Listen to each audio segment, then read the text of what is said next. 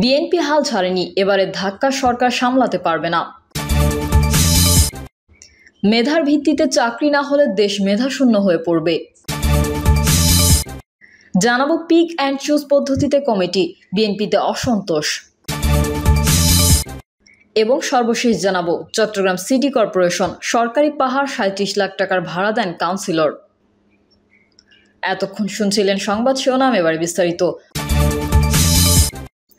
BNP হাল ছাড়েনি, এবারে ধাক্কা সরকার সামলাতে পারবে না। সরকার বিরোধী আন্দোলনে বিএনপির নেতাকর্মীরা হাল ছেড়ে দেয়নি উচ্চারণ করে দলটির স্থায়ী কমিটির সদস্য আমির খসরু মাহমুদ চৌধুরী বলেছেন, নির্বাচনের আগে বিএনপি যত না শক্তিশালী ছিল, এবার তার চেয়ে অনেক বেশি শক্তিশালী। এবার এমন ধাক্কা হবে সরকার সামলাতে পারবে না। আমির খসরু মাহমুদ চৌধুরী বলেন, বেগম খালেদা জিয়ার মুক্তির জন্য আমরা রাস্তায় নেমেছি।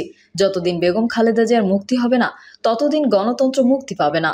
যতদিন খালেদা জিয়ার মুক্তি হবে না, ততদিন দেশের মানুষ অধিকার ফিরে পাবে না। যতদিন বেগম খালেদা জিয়ার মুক্তি হবে না, ততদিন দেশের মানুষের জীবনের নিরাপত্তা থাকবে না। যতদিন বেগম খালেদা জিয়া মুক্তি পাবে না, ততদিন লুটপাটের বাংলাদেশ অব্যাহত থাকবে। বেগম জিয়ার মুক্তির সাথে বাংলাদেশের মুক্তি অঙ্গাঙ্গিভাবে জড়িত। তিনি বলেন, অনেক দেখেছি, অনেক শুনেছি, আর শুনবো না। দেশনেত্রীকে মুক্তি দিতে হবে। যারা জোর করে ক্ষমতা দখল করে রাখার জন্য, জনগণের ভোট কেড়ে নেওয়ার জন্য, মানবাধিকার কেড়ে নেওয়ার জন্য, গণমাধ্যমের স্বাধীনতা কেড়ে নেওয়ার জন্য, বাক স্বাধীনতা কেড়ে নেওয়ার জন্য, মানুষের জীবনের নিরাপত্তা কেড়ে নেওয়ার জন্য দেশনেত্রী বেগম খালেদা জিয়ার বিরুদ্ধে মিথ্যা মামলা সাজিয়েছে এবং সেই মামলায় জেলে রেখেছে, তাদের সবাইকে অপরাধের শাস্তি ভোগ করতে হবে। তিনি আরও বলেন, মামলায় যে ট্রাস্টের কথা বলা হয়েছে, সেই ট্রাস্ট থেকে একটি পয়সাও বেগম খালেদা জিয়া বা তার পরিবারের কোনো সদস্য গ্রহণ করেনি। সব টাকা ব্যাংকে জমা আছে। এই মামলায় তাকে একবার 5 বছর, এরপর 10 বছরের সাজা দিয়েছে। ভেবে দেখুন কত বড় অপরাধ তারা করেছে। বাংলাদেশের কোনো আইনে বেগম খালেদা জিয়ার কোনো শাস্তি হওয়ার কথা নয়।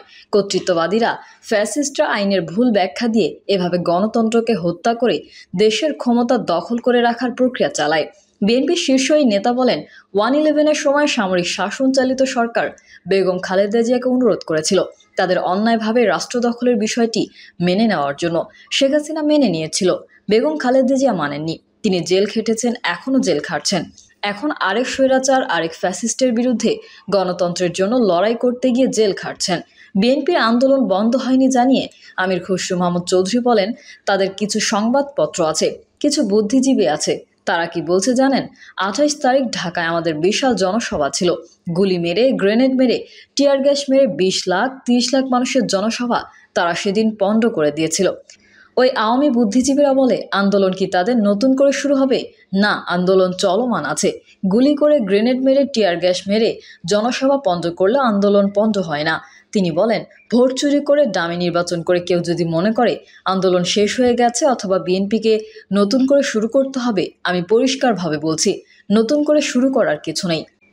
আন্দোলন চলমান আছে। ভয়ে প্রধানমন্ত্রী সকাল বিকেল কি ধরনের মন্তব্য করছে দেখতে পাচ্ছেন না? ভয়ে কাঁপছেন। ওরা জানে বাংলাদেশের 95% মানুষ তাদের নির্বাচন বয়কট করেছে, উপজেলা নির্বাচন বয়কট করেছে। তারা জানে ওই নির্বাচন করে কোনো লাভ হয়নি। তারা জানে বিএনপির জনসভা পণ্ড করে কোনো লাভ হয়নি। আবার সভা হবে, আবার মিছিল হবে।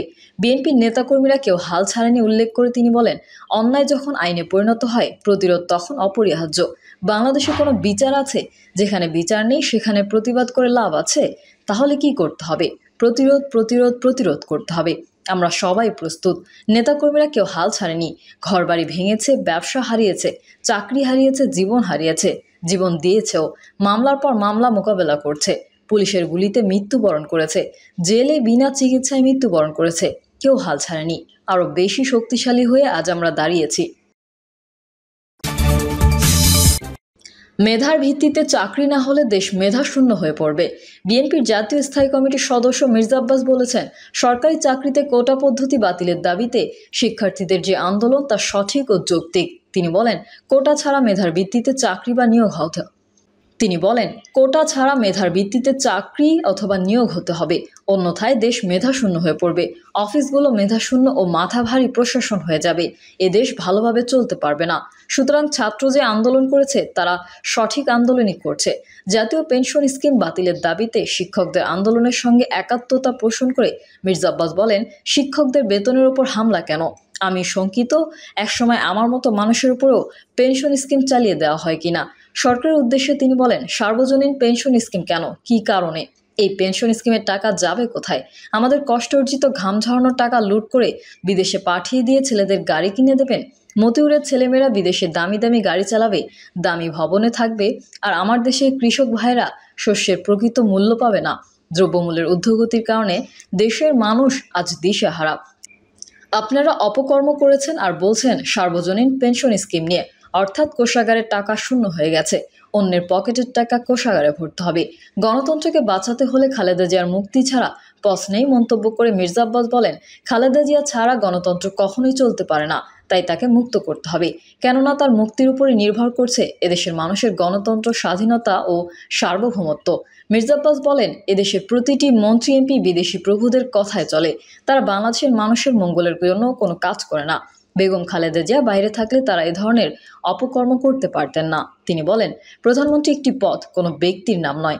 এই পদ বিদেশিদের সেবাদাস হয়ে বিদেশে যাবে এবং এটা বাংলাদেশের জন্য অত্যন্ত দুর্ভাগ্যজনক এবং লজ্জার একটি বিষয়। জানাবো, পিক অ্যান্ড চুজ পদ্ধতিতে কমিটি, বিএনপিতে অসন্তোষ। ক্ষমতা বলয়ের মধ্যে থেকে জন্ম নেওয়া বিএনপি টানা 17.5 বছর ধরে ক্ষমতার বাইরে।